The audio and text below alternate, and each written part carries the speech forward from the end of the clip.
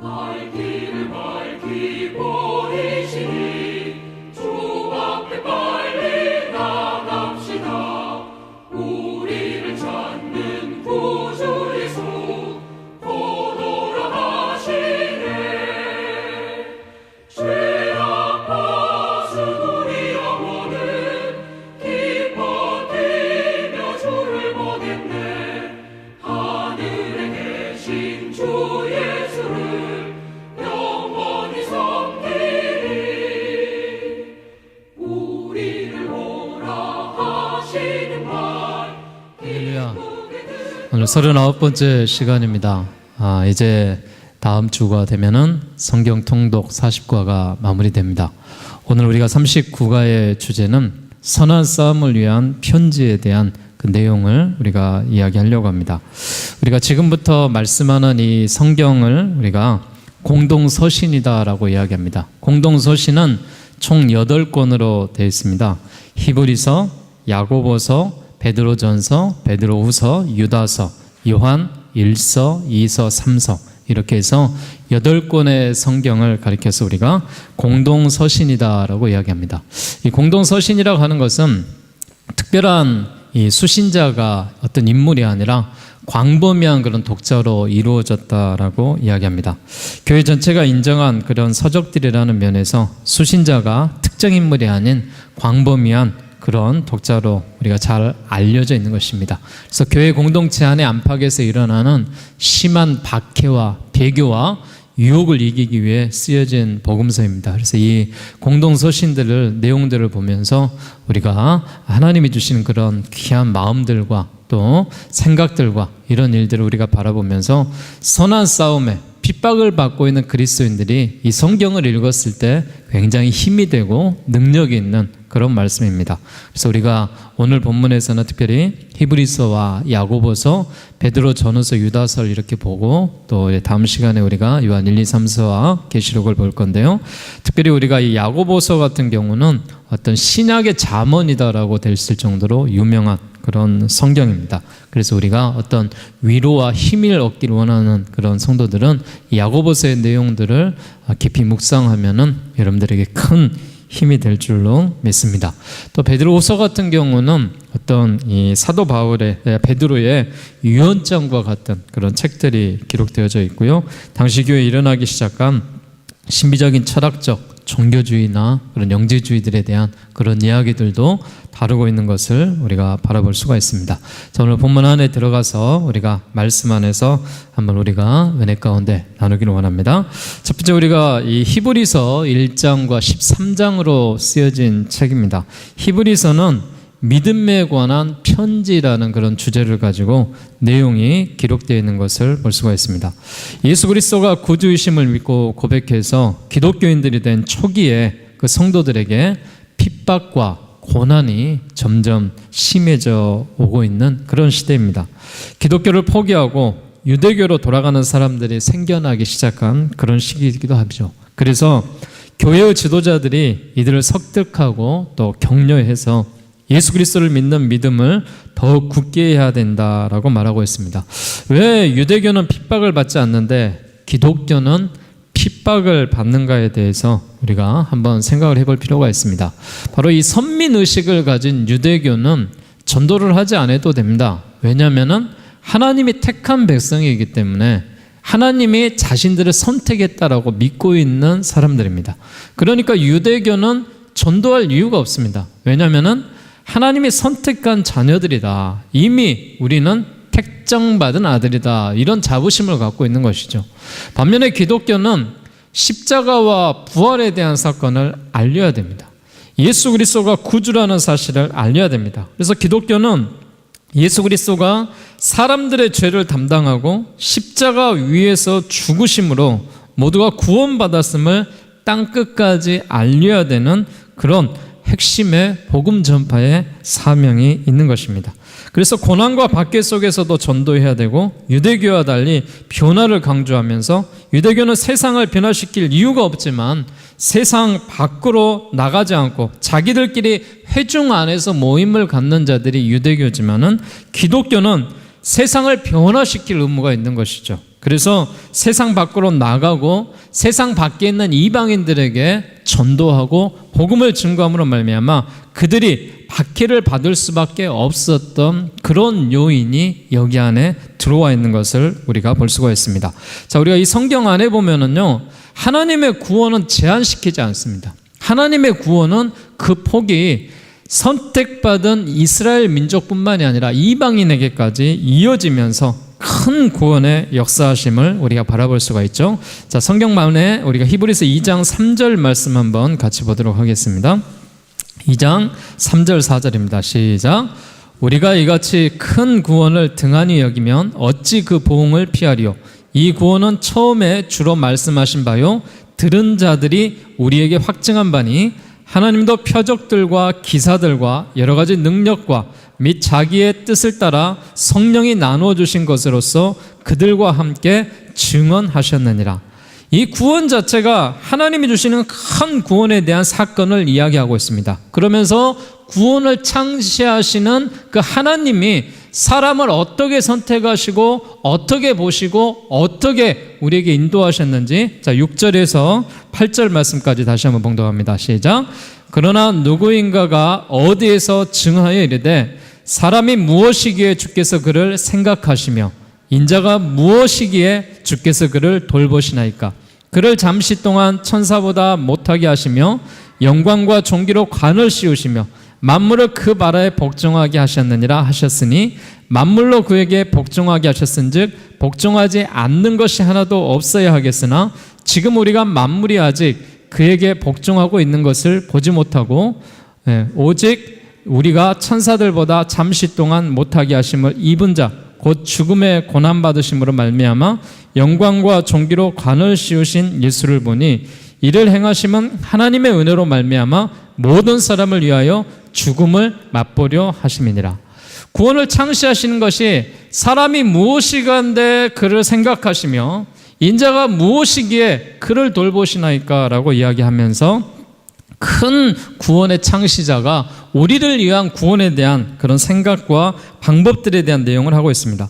이 히브리 기자가 진정한 것을 찾다가 외부적인 위험 때문에 다시 옛날로 돌아가는 어리석은 유대인들에 대해 또 이 어리석은 이방인들에 대해서 경계하고 있는 그런 내용이 히브리서의 그런 내용입니다.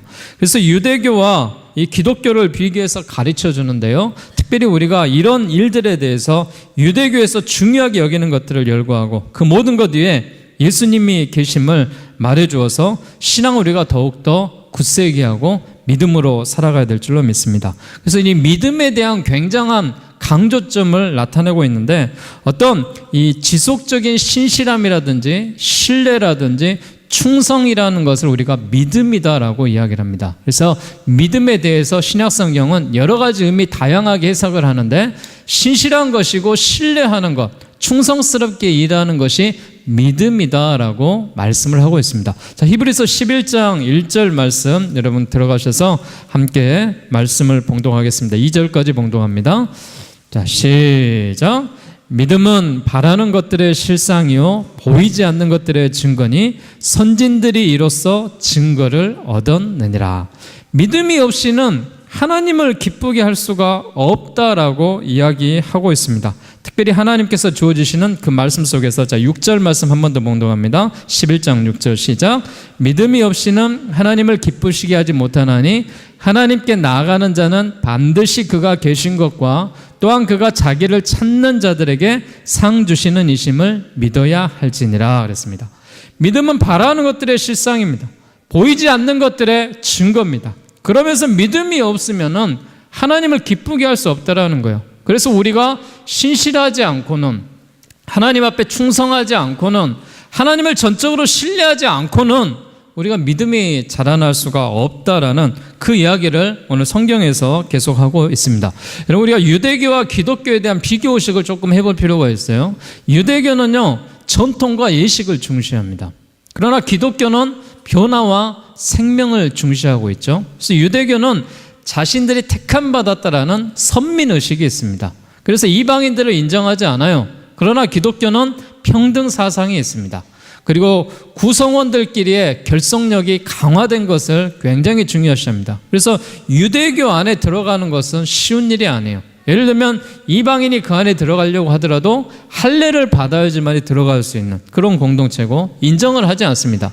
그러나 기독교는 어떻습니까? 전도를 통해서 공동체의 확장과 증시가 이루어집니다. 그래서 교회 안에 들어오는 사람은 내일 들어온 사람이나 오늘 들어온 사람이나 어제 들어온 사람이나 똑같은 공동체 성도로 취급을 하는 것입니다. 그래서 유대교에는 정체적인 그런 공동체라면은 기독교는 역동적인 그런 공동체 안에 들어와 있는 것이죠.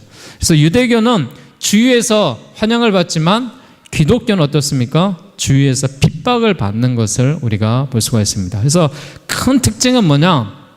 유대교는 절대 전도하지 않습니다. 왜냐하면 택함 받았기 때문에 하나님의 유대인으로 태어났으면 선택받은 그런 민족으로 이미 알려진 것이요. 그렇지만 기독교는 어떻습니까? 생명을 걸고 전도하는 것입니다.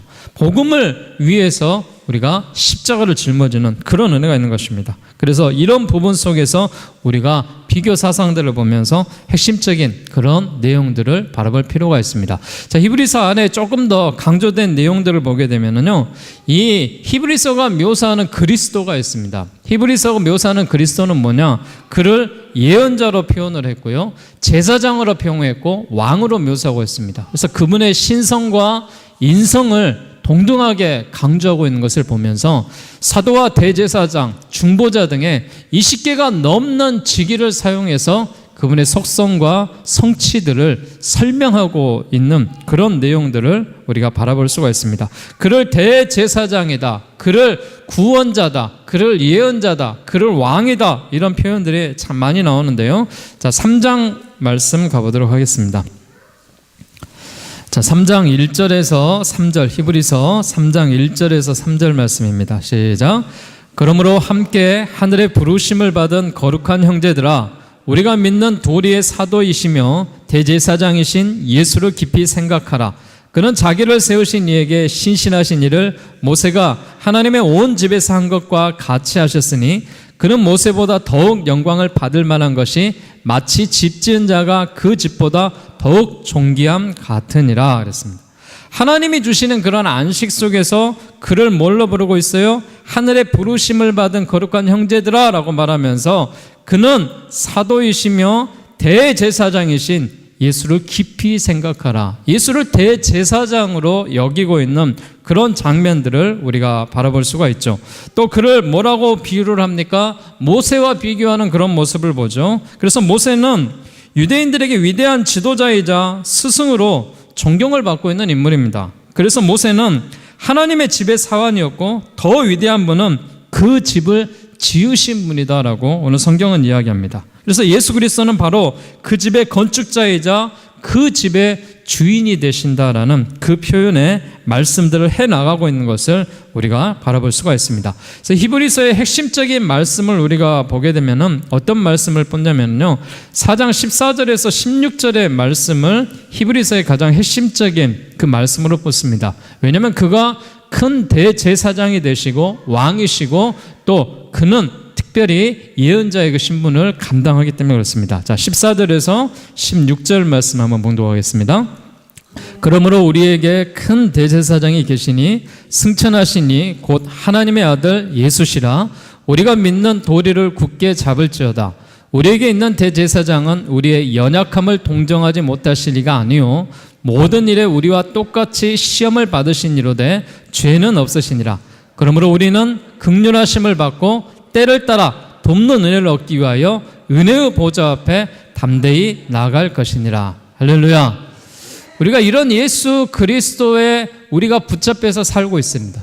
이 믿음 안에 거하고 있습니다. 그래서 유대교의 선지자와 예수님을 비교하지만은 선지자들이 이스라엘 백성에게 영향력을 주면서 때를 따라 말씀을 전했지만은 그 선지자들이 말씀에 완결된 말씀이 아니었던 것이죠. 그래서 하나님의 아들 예수께서 말씀의 완성자로 이 땅에 내려오십니다. 그래서 예수님과 또 당시에 있는 어떤 비교의 대상들이 히브리서엔 참 많이 나와요. 예를 들면 유대교의 선지자와 비교를 하고 천사와 비교를 하고 모세와 비교를 하고 여호수아와 비교하고 있는 어떤 정통성 있는 제사장, 성전, 제사 등과 같은 여러 가지 비유를 통하여서 우리가 예수님 한 분만으로 이 모든 것을 다 이룰 수가 있다, 다 족하다라는 그런 이야기를 하고 있는 것을 볼 수가 있습니다. 그래서 이 전통적인 제사장과 예수님을 비교할 때도 어떤 이야기를 합니까? 하나님께서는 유대인들이 절대하시는 레위 서열의 제사장보다 아브라함을 축복한 멜기세덱을 더 높이셨던 것을 봅니다. 그래서 이 멜기세덱의 서역을 따른 예수님이 율법을 초월하고 그 권위보다 높으신 분이다라고 설명을 하고 있고요. 이에 옛 언약인 율법으로 온전케 되지 못하는 것이 새 언약인 예수 그리스도를 통해서 온전한 구원의 완성을 이루게 된다라는 것을 우리가 알 수가 있습니다. 그래서 우리가 늘 구약은 제사 또 제사로 인하여서 하나님께 나가이 가고 또 죄로 인하여서 또 그가 이 십자가에 대한 어떤 이 그리스도에 대한 피에 대한 것들을 대신 구약에는 했잖아요. 그렇기 때문에 구약 성경에는 제사가 빠질 수가 없는 것이죠. 마찬가지 신약에 예배가 빠질 수가 없는 그런 모습과도 같은 것입니다. 자, 성경 7장 27절과 28절 말씀 한 번 더 보도록 하겠습니다. 히브리서 7장 27절 28절입니다. 시작. 그는 저 대제사장들이 먼저 자기 죄를 위하여 다음에 백성의 죄를 위하여 날마다 제사 드리는 것과 같이 할 필요가 없으니 이는 그가 단번에 자기를 드려 이루셨음이니라.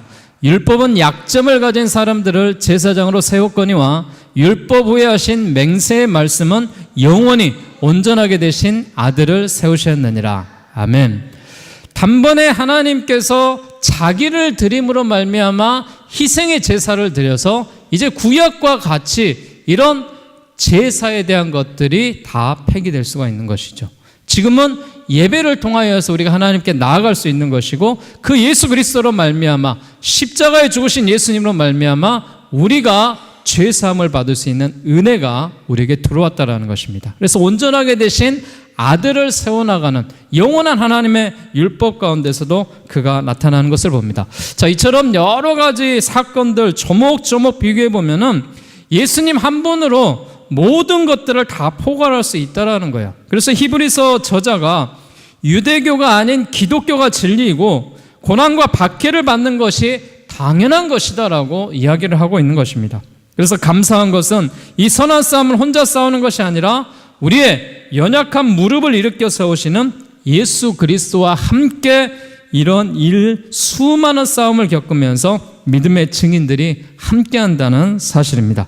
그래서 우리가 믿음을 강조하는 것 중에 믿음은 바라는 것들의 실상이요 보지 않는 것들의 증거니라라고 11장에 이야기했던 그 말씀 속에서 믿음이 없이는 하나님을 기쁘시게 할 수 없다 그랬습니다. 그래서 우리가 믿음의 공동체 안에서 믿음 가운데 거하는 그런 일들이 굉장히 중요한 것입니다. 그래서 이 배교의 유혹과 핍박을 이겨내고 애쓰는 성도들에게 권면과 격려를 주는 이 서신이 히브리서다라고 우리가 말씀을 드립니다. 그래서 어려운 고난 끝에는 부활의 승리가 있을 것이고 소망의 말씀의 당부로 인하여서 이 히브리서의 성경이 마무리되는 것을 볼 수가 있습니다. 자, 공동서신의 히브리서가 이렇게 13장으로 이루어졌다면요, 두 번째 이제 야고보서의 편지를 우리가 좀 더 깊이 들어가 볼 필요가 있습니다.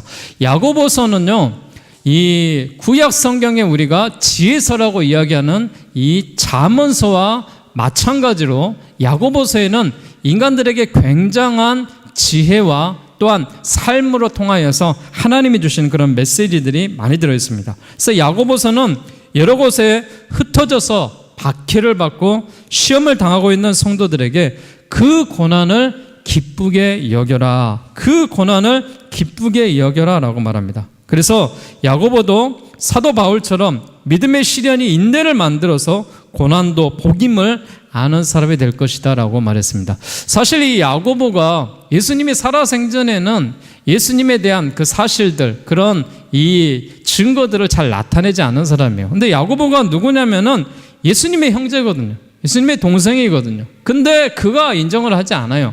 그런데 예수님이 죽고 부활하시고 하늘로 승천하시고 영광된 그리스도의 영으로 성령에 대한 충만함으로 함께할 때 이 야고보가 변화되어서 이런 증거를 하기 시작합니다. 그러면서 그가 이 야고보서 1장 12절 말씀에 우리에게 이야기하고 있는 내용이 있습니다. 자, 야고보서 1장 12절 말씀 함께 봉독합니다. 시작. 시험을 참는 자는 복이 있나니 이는 시련을 견디어낸 자가 주께서 자기를 사랑하는 자들에게 약속하신 생명의 면류관을 얻을 것이기 때문이라. 아멘. 이런 시험과 여러 가지 환난과 시련들을 겪으면서도 참고 견디는 자, 그리스도로 인하여서 고난받는 자에게 생명의 면류관을 얻게 될 것이다 라고 선언하고 있는 그런 장면이 이 성경에서 나오고 있습니다. 그래서 야고보는 그가 강조했던 것이 있어요. 무엇을 강조했냐면은 행함이 없는 믿음은 죽은 믿음이라는 거예요. 행함이 있어야지만이 그 믿음이 바른 믿음이다, 진실한 믿음이다 라고 강조를 하고 있습니다. 자, 2장 26절입니다. 자, 2장 26절 들어가시기 바랍니다. 자, 시작. 영혼 없는 몸이 죽은 것 같이 행함이 없는 믿음은 죽은 것이니라. 여러분 어떻게 생각하세요? 행함이 없는 믿음은 죽은 믿음입니까? 이 논쟁을 통하여서 갈라디아에서는 뭐라고 이야기합니까? 오직 의인은 무엇으로 말미암아? 믿음으로 말미암아 살리라. 믿음으로 구원을 받습니다. 그런데 야고보가 지금 강조하고 있는 건 뭐냐면은 행함이 없는 믿음은 죽은 믿음이라는 거예요. 지금도 신학자들이 싸우고 있습니다. 이 두 가지 논쟁을 가지고 행함이냐 아니면은 믿음이냐, 믿음이냐 행함이냐 이걸 갖고 싸우고 있는데요. 저는 정의를 내리고 싶은 게 어떤 식의 정의를 내리고 싶냐면은 여러분도 이런 그런 동의할 수 있는 그런 내용들이 있었으면 좋겠습니다. 바울은요 복음을 안으로 받아들이라라고 가르치고 있습니다. 그래서 복음은 안으로 받아들여야 되기 때문에 오직 믿음으로 말미암아 구원받는다. 다른 거 외에는 구원받을 것이 없습니다. 우리가 믿음으로만 구원받습니다. 대신 이것은 뭐냐? 신앙의 근원 속에서 내적으로 받아들이는 거예요. 내적인 구원이 임하고 나서 사도 바울은 뭘 이야기하고 있습니까? 야고보는 복음을 밖으로 나타내라는 거예요. 그래서 이것이 신앙의 결실을 맺고 열매를 맺어가는 그런 일이다라는 것을 강조하고 있습니다. 그래서 바울은 예수 그리스도의 복음을 안으로 받아들이라라고 가르치면서 반면에 야고보는 복음을 밖으로 나타내라는 것은 이 신앙의 근원을 이야기하고 있는데 야고보는 신앙의 결실에 대한 그 이야기를 하고 있는 거예요. 그래서 우리에게 이미 구원받는 성도들에게 신앙의 열매로서 행함을 보이는 것이 마땅한 일이다 그랬습니다. 그래서 여러분은 행동으로 행함으로 구원받는 거 아닙니다.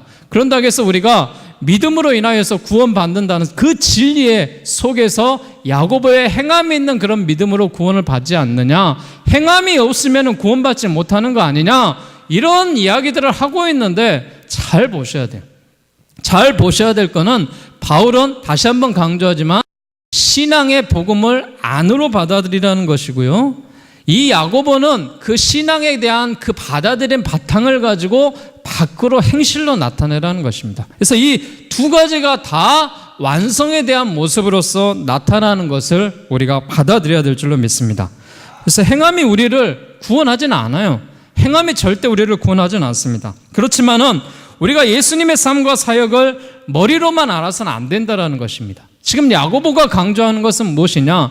행함으로 인해서 구원받는 건 아니지만 너희가 그리스도인이라면은, 복음을 받은 자라면은, 구원받는 자녀라면은 이제 행함으로 나타나야 되는 것이, 그것이 열매 아니냐 이야기를 하고 있는 거예요. 그래서 말뿐인 섬김과 사랑이 이웃에게 아무런 도움이 줄 수 없고 행함이 없는 그리스도인이 이 세상에서 아무런 빛도 향기도 낼 수 없다라는 것을 강조하고 있는 것이 지금 야고보서에 대한 내용입니다. 자, 이 내용을 보면서 우리가 오늘을 사는 그리스도인들에게도 이런 동일한 믿음이 강조되고 있습니다. 여러분, 그래서 이런 믿음으로 살아갈 수 있는 은혜가 여러분과 함께 할 수 있기를 바랍니다. 제가 좋아하는 성경이 야고보서 5장 13절에서 15절에 대한 말씀이 있습니다. 저는 이 말씀을 보면서 환우들을 위해서 기도하기도 하고 이 메시지에 대한 말씀을 통하여서 우리가 믿음을 받기도 하는데요. 자, 5장 13절에서 15절 말씀까지 함께 봉독합니다. 시작. 너희 중에 고난당하는 자가 있느냐? 그는 기도할 것이요. 즐거워하는 자가 있느냐? 그는 찬송할지니라. 너희 중에 병든 자가 있느냐? 그는 교회의 장로들을 청할 것이요. 그들은 주의 이름으로 기름을 바르며 그를 위하여 기도할지니라. 믿음의 기도는 병든 자를 구원하리니 주께서 그를 일으키시리라. 혹시 죄를 범하였을지라도 사하심을 받으리라. 할렐루야. 우리에게 이런 소망이 있습니다. 우리가 고난당하는 자가 있느냐? 기도하라 그랬습니다. 핍박받고 있으면은 여러분 주님의 이름으로 기도하십시오. 여러분 즐거워하는 자가 있느냐? 그를 찬송하라 그랬습니다. 주님의 이름으로 복음을 들고 우리가 찬송하는데 하나님의 힘이 있는 것입니다.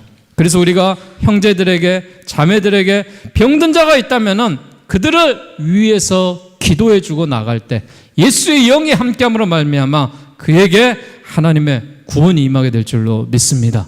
여러분 이런 말씀과 은혜를 통하여서 우리가 계속해서 나아갈 수 있는 그런 은혜 가운데 여러분 야고보서에 대한 말씀들을 깊이 묵상하고 한 번 더 바라보면서 하나님이 주시는 지혜로 잘 받을 수 있기를 주의 이름으로 부탁드리겠습니다. 자, 세 번째는 이제 베드로의 서신에 대한 내용입니다. 자, 넘어가서 베드로는 베드로 전서와 베드로 후서로 이렇게 구분이 되어 있는데요. 베드로 전서는 5장으로 구분되어 있고요. 베드로 후서는 3장으로 되어 있습니다. 그래서 이 베드로 전서에 대한 내용들을 보게 되면은 어떤 베드로가 받은 핍박과 그런 고난과 힘든 그런 시간들에 대한 이 모습들을 나타내고 있고, 베드로 후서는 어떻게 보면은 베드로의 유언장과 같은 그런 내용입니다. 그래서 우리가 인내를 통한 소망의 성숙을 이루어가야 되는데, 베드로는 이 베드로 전후서를 통하여서 고난과 소망을 묶어서 이야기를 하고 있습니다. 그래서 고난 가운데서도 내일의 영광을 생각할 때 우리에게 지혜가 들어온다라고 이야기합니다. 그래서 이 베드로는 이 편지와 서신을 통하여서 고난과 핍박을 견디고 있는 성도들에게 힘과 격려를 주기 위해서 이 서신을 기록했던 것을 볼 수가 있습니다. 베드로는 십자가를 거꾸로 이렇게 짊어지고 이렇게 그가 사형당했던 그런 사람으로도 유명하죠. 이 AD 64년경에요. 네로의 황제가 로마 화재 사건이 있는 그 시기였습니다. 근데 이 로마의 화재 사건의 책임을 누구한테 묻냐면은 그리스도인들한테 묻습니다. 그래서 그리스도인들이 그 일로 인하여서 고난받고 박해받고 심각한 그런 핍박을 받는 그런 시대가 찾아온 것이죠. 그래서 베드로는 교회 장래를 염려하지 않을 수가 없었던 것입니다. 그래서 베드로의 편지가 고난과 핍박을 견디고 있는 성도들에게 힘과 격려를 주기 위해서 이 서신들을 기록했던 것을 볼 수가 있습니다. 자, 이 핍박에 대한 여러 가지에 대한 대답들이 나와 있는데요. 자, 성경 안에 들어가서 보도록 하겠습니다. 자, 1장 6절 말씀 보겠습니다. 자, 시작. 그러므로 너희가 이제 여러 가지 시험으로 말미암아 잠깐 근심하게 되지 않을 수 없으나 오히려 크게 기뻐하는도다. 여러 가지 시험으로 말미암아 근심 속에 있지만은 하나님께서 오히려 크게 기뻐할 수 있는 은혜로 너희가 나아가게 되리라라는 그런 믿음과 은혜로서 함께할 수 있는 이 소망이 있어야 될 줄로 믿습니다. 그래서 이 베드로 전서에 보면서 우리가 핍박받고 또 이렇게 힘들어하는 자들에게 힘과 격려가 되는 그런 은혜의 말씀들인데요. 자, 5장 한번 가보실래요? 뒤에 가보면은 또한 마찬가지로 3장에서도 선을 위한 고난이 나와 있고요. 4장에서 그리스도인들이 받을 고난에 대한 그런 설명들을 하면서 5장 11절 이 말씀 속에서 이 5장 9절에서 10절 11절 말씀까지 한번 몽독합니다. 시작. 너희는 믿음을 굳건하게 하여 그를 대적하라. 이는 세상에 있는 너희의 형제들도 동일한 고난을 당하는 줄 알미라. 모든 은혜의 하나님 곧 그리스도 안에서 너희를 부르사 자기의 영원한 영광에 들어가게 하시니가 잠깐 고난을 당한 너희를 친히 온전하게 하시며 굳건하게 하시며 강하게 하시며 털을 견고하게 하시리라. 권능이 세세 무궁하도록 그에게 있을지어다. 아멘. 이 성경 말씀을 보더라도 우리가 믿음을 굳건하게 해야 될 줄로 믿습니다. 그래야 우리가 받는 고난을 당한다 하더라도 힘으로부터 이겨나갈 수가 있는 그 메시지에 대한 말씀을 하고 있습니다. 그러면서 베드로전서는 서로 사랑하라, 선한 모범을 보여라, 말을 조심하라, 양무리의 본이 되라, 이런 내용들에 대한 말씀들을 계속해서 이야기했던 그 내용을 우리가 바라볼 수가 있습니다. 자, 우리가 말에 대한 이야기를 많이 하는데요. 참 말은 조심해야 될 것 같습니다. 그래서 될 수 있으면 여러분 말을 적게 하는 게 좋습니다. 그것이 그리스도인들의 덕입니다. 그래서 입은 하나고 귀는 두 개인 것이 말은 적게 하고 듣기는 많이 해라라는 그 뜻에서 우리가 많이 해석을 하는데요. 사람은 말을 많이 하면 할수록 이렇게 실수를 할 수밖에 없습니다. 여러분 그런 생각 안 해보셨어요? 대화하고 나서 집에 돌아가서 내가 그 말 하지 말걸, 그런 생각들 많이 해보셨잖아요. 누구나 한 번씩은 평을 구하는 그런 말들이 우리 가운데 나가야 될 줄로 믿습니다. 자, 마무리에 대한 말씀으로 베드로 전서 5장 2절과 3절 말씀 보겠습니다. 자, 이 말씀 속에서는 우리가 그리스도인을 통하여서 양 무리들 가운데 본이 되라라고 이야기하고 있는데요. 자, 5장 2절과 3절입니다. 시작.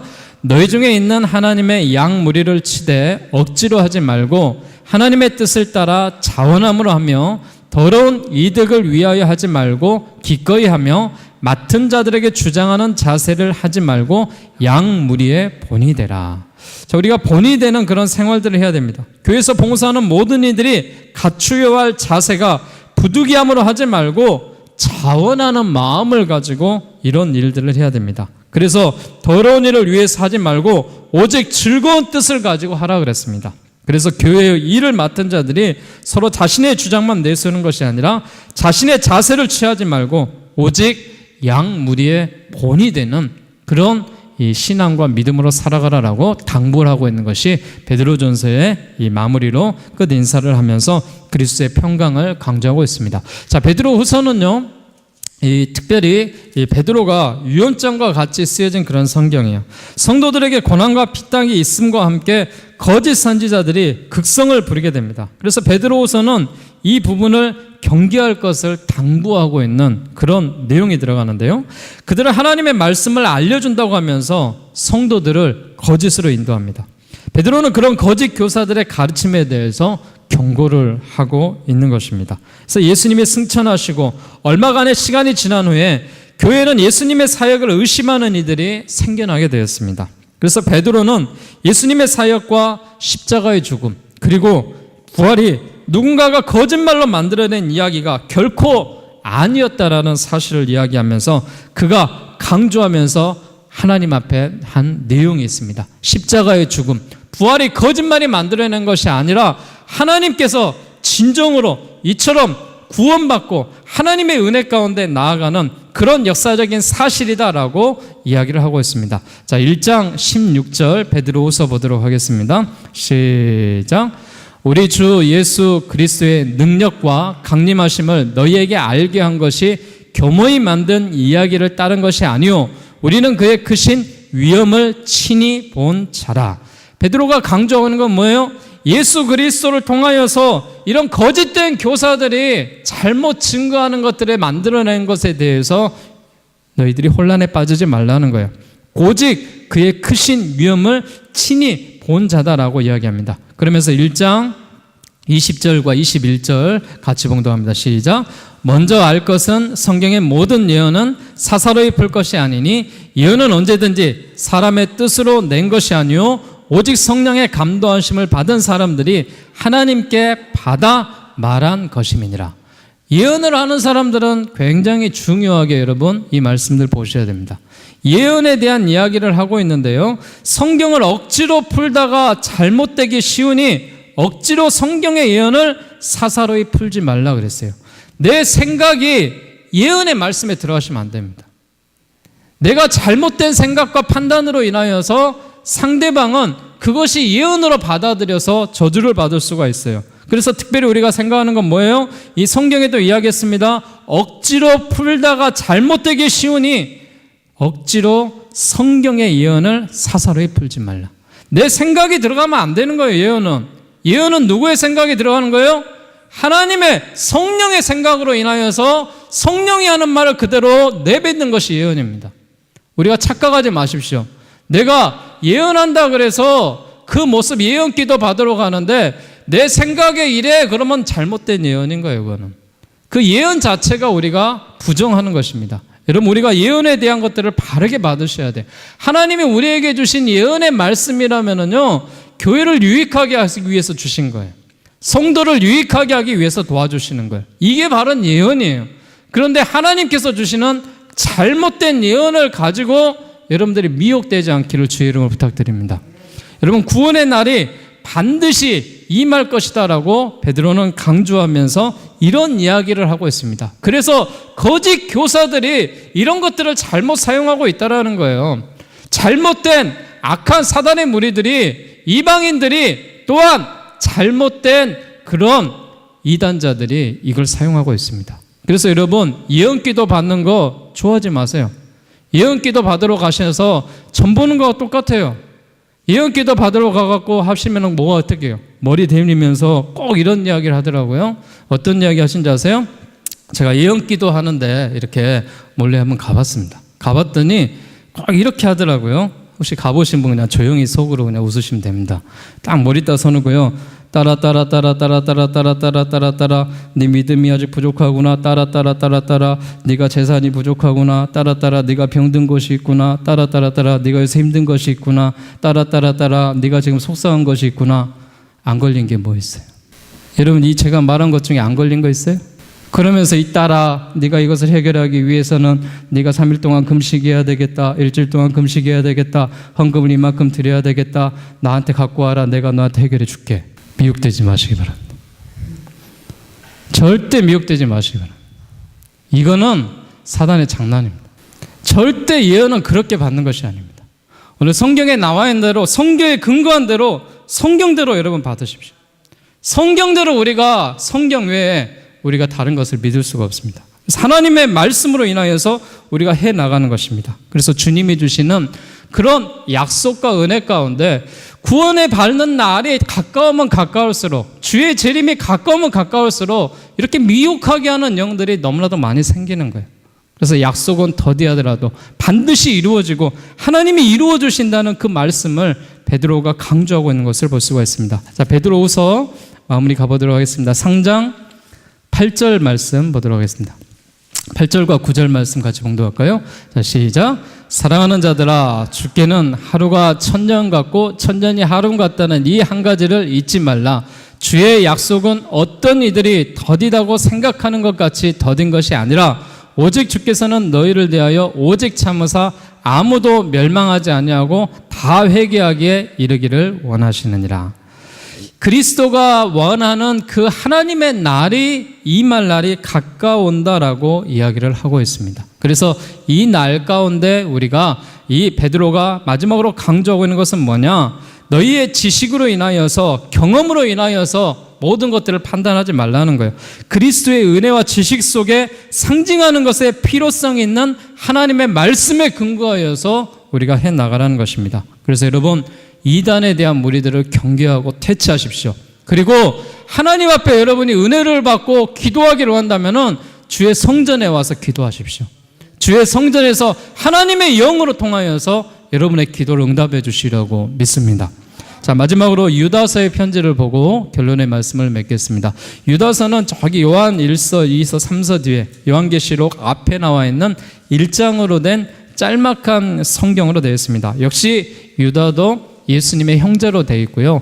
교회가 박해를 받고 성도들 가운데 배교하는 이들이 생기는 그런 어려운 때에 더욱더 믿음을 굳게 하기 위해서 이 교훈에 대한 메시지의 말씀을 우리에게 해주는 것을 볼 수가 있습니다. 그래서 이 성경들을 보면서 훈계하고 교훈하고 축복하면서 여러 가지 말씀들에 대한 이야기를 하고 있는 내용들이 나옵니다. 그래서 그들이 특별히 성도들에게 닥친 고난과 핍박이 이제 순교를 각오해야 될 만큼 더욱더 큰 위험으로 다가오고 있다는 것이죠. 그래서 교회가 어려움에 처하게 되었고 그들이 힘써 싸움을 싸우고 있다는 소식이 유다에게 들려옵니다. 그걸로 인해서 유다는 믿음의 도를 지키기 위해서 악한 세력과 힘써 싸우라라고 권면을 하고 있는 그런 내용이 오늘 성경에 나옵니다. 자, 1장 3절 말씀 봉독하고 말씀을 마무리하도록 하겠습니다. 시작. 사랑하는 자들아, 우리가 일반으로 받은 구원에 관하여 내가 너에게 편지하려는 생각이 간절하던 차에 성도에게 단번에 두신 믿음의 도를 위하여 힘써 싸우라는 편지로 너희를 권하여야 할 필요를 느꼈노니 이는 가만히 들어온 사람 몇이 있습니다. 그들은 일찍부터 이 판결을 받기로 미리 기록된 자니 경건하지 아니하여 우리 하나님의 은혜를 도리어 방탕한 것으로 바꾸로 홀로 하나이신 주제 곧 우리 주 예수 그리스도를 부인하는 자이니라. 자, 이런 부분에 대해서 경계함으로 말미암아 유다가 이야기하고 또한 서신에 대한 이야기를 하고 있습니다. 그래서 여러분, 우리가 유혹을 이기는 그런 믿음이 있어야 됩니다. 인류가 시작된 이래 사단은 아담을 유혹했고요, 노아 시대에 백성들을 넘어뜨렸고요, 발람을 미혹했습니다. 그러나 하나님께서는 노아를 구원하셨습니다. 그리고 이스라엘을 가나안 땅으로 출애굽시키고 인도하셔서 하나님께서 역사하셨습니다. 오늘날에도 역시 수많은 유혹이 있습니다. 그러나 끝까지 믿음과 의를 지키면서 성경을 기준으로 거짓을 분별하고 지혜를 갖춘 이들을 하나님께서는 영원한 구원과 안식으로 함께할 줄로 믿습니다. 우리 광남 장로교회가 말씀 안에서 늘 안식하시고 말씀 속에서 하나님의 영원한 구원과 그리스도의 평강을 누리시기를 주의 이름으로 축원드리겠습니다. 기도하겠습니다.